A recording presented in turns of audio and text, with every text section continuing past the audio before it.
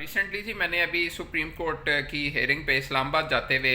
Train का सफ़र किया और मेरी ये रिक्वेस्ट है बहुत सारे डॉक्टर से जो कि इस्लामाबाद जाते हैं और आते हैं। अक्सर लोग तो अपने लाइसेंसेस के लिए पाकिस्तान मेडिकल कमीशन के चक्कर लगाते हैं और डिस्पाइट इसके कि ऑनलाइन निज़ाम हो चुका है, मगर अभी भी बहुत सारे लोग वहाँ पहुँचे होते हैं, जैसे कि मैं भी अभी रिसेंटली विज़िट करके आया हूँ। तो मेरी ये रिक्वेस्ट है डॉक्टरों से कि अगर आप लेट नाइट ट्रेवल कर रहे हैं तो बजाय इसके कि आप अपनी गाड़ी पे जाएं या बस पे जाएं जिसमें फॉग भी होगी मोटरवे पे और मोटरवे बंद हो जाएगी एकदम, तो आप ट्रेन पे चले जाएं। और एसी में वहाँ पे बिज़नेस क्लास और एसी पार्लर जो हैं वो रीज़नेबल बोगीज़ हैं, जो कि रात 12:30 बजे ट्रेन यहाँ से जाती है रावलपिंडी एक्सप्रेस। आप उस पर ट्रेवल करेंगे तो it would be very easy for you. और अगर आप बिज़नेस क्लास का टिकट लेंगे तो आप लेट के आराम से सो के जा सकते हैं पूरा रास्ता, और पार्लर में बैठेंगे तो वो बहुत बड़ी बड़ी सीटें, बस से बड़ी सीटें और कंफर्टेबल है,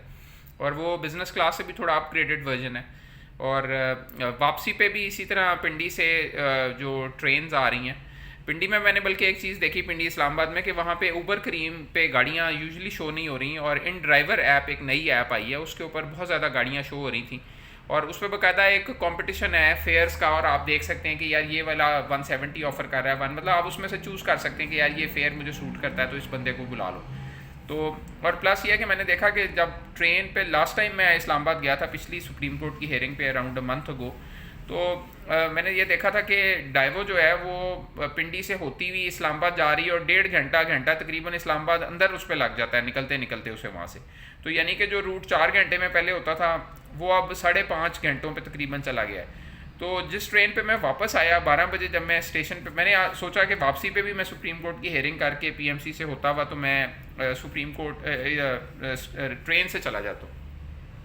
तो जब मैं 12 बजे पहुंचा तो 12:30 पे जो ट्रेन जा रही थी, आते हुए तो जिस ट्रेन पे आया उसने 5 घंटे लगाए, जो वापसी पे जिस पे आया उसने 5.5 आवर्स लगाए। और उसने लाहौर शहर के मेन में, यानी कि एक तो ठोकर पे ले जाके उतारते हैं तो वहाँ से इधर आना बहुत मुश्किल था, मेन इधर सिटी में कैनाल पूरी क्रॉस करनी पड़ती है और फिर यू कैन कम।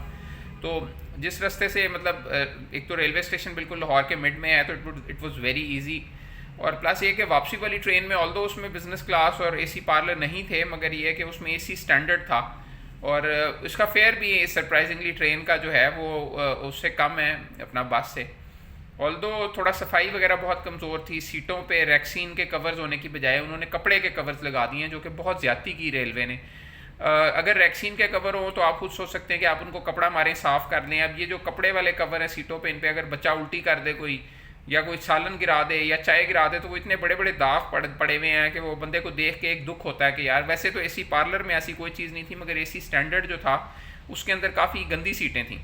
और कुछ साफ़ भी थी, जिनमें से एक मैंने ढूंढ ली और उस पर मैं बैठा रहा। मगर ये है कि मेरा ख्याल है, मेरी रिक्वेस्ट है मिनिस्टर रेलवे से कि प्लीज़ यार आपकी मेहरबानी है, रैक्सीन के कवर चढ़वा दें ट्रेन की सीटों पे। और पता नहीं किस जालिम आदमी ने अपना कपड़ा बेचने के लिए आपको ये मशवरा दिया, या शायद आपके नोटिस में ही नहीं आई ये बात कि आपने एक अपना कपड़े के कवर चढ़वा दिए सीटों पे, और